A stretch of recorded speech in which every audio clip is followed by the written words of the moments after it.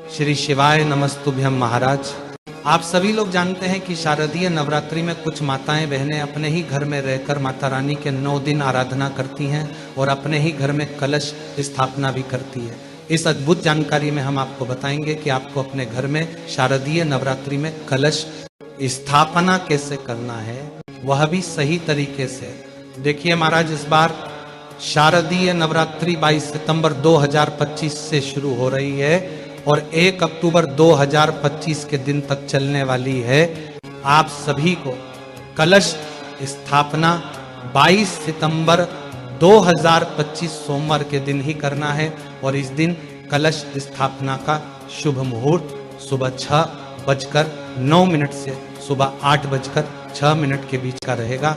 कलश स्थापना करने के लिए सबसे पहले आप अपने ही घर में एक चौकी लगा लें, उसके ऊपर लाल कपड़ा बिछा लें और कोई माता रानी की फोटो या चौकर विराजमान कर लें। माता रानी के सीधे हाथ की तरफ आपको कलश स्थापना करनी है। कलश स्थापना के लिए सबसे पहले आपको चावल से अष्टदल कमल बनाना होता है। यदि अष्टदल कमल बनाना ना आता हो तो आप चावल की ढेरी लगाकर उसके ऊपर कलश को स्थापित कर सकते हैं। कलश या लोटा आपको पीतल, तांबा या मिट्टी का ही लेना है। यहाँ पर स्टील का लोटा नहीं लिया जाता है। सबसे पहले आप अपने लोटे के अंदर थोड़ा सा गंगा जल डालें, उसके बाद उसके अंदर शुद्ध जल भरकर उसे फुल भर दें। अब आप इस कलश को सबसे पहले कलावा बांधे और इसके ऊपर एक स्वास्तिक भी बना दें और इस लोटे के अंदर अब आप रोली डालें, एक हल्दी की गांठ डालें, एक दूर्वा डालें और आम के 9 पत्ते लेकर कलश के ऊपर सजा दें। अब आपके पास अगर पुसा है तो वो भी कलश के अंदर डालें या 2 चावल के दाने आप इसकी जगह पर डाल सकते हैं। इसके बाद एक सुपारी भी डालें और पंचरत्न भी डालें। ये पंचरत्न आपको पूजन वाली दुकान पर 10 में मिल जाएगा। अभी 1 रुपए का सिक्का भी डाल दें और एक कटोरी लेकर उसमें गेहूं या चावल भरकर उस कटोरी को इस कलश के ऊपर रख दें।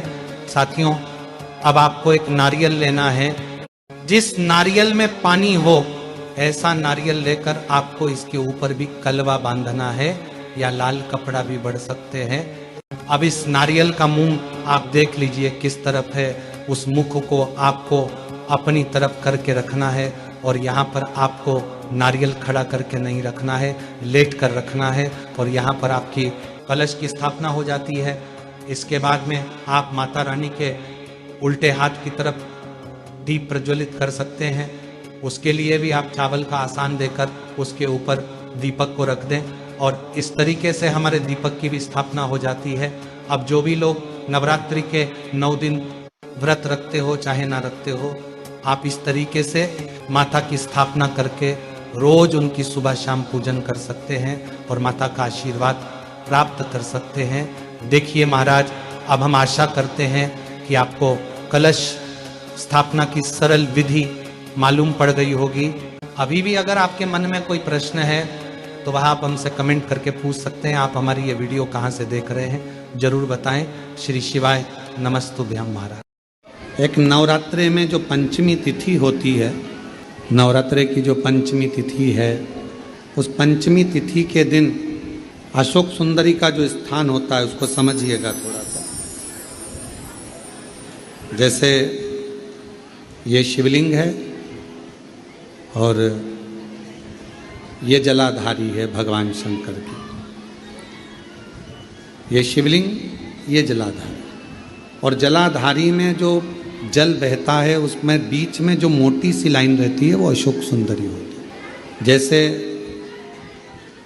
कई बेटे हैं, बेटियां हैं, कोई व्यक्ति व्यापार चालू कर रहा है, कोई व्यक्ति अपना नया भवन निर्माण कर रहा है, नए भवन में जा रहा है या कुछ अच्छी दुकान खोलना चाह रहा है, कोई अपने लक्ष्य पर पहुंचना चाहता है और पहुंच नहीं पा रहा, तो जो शारदीय नवरात्रे आते हैं,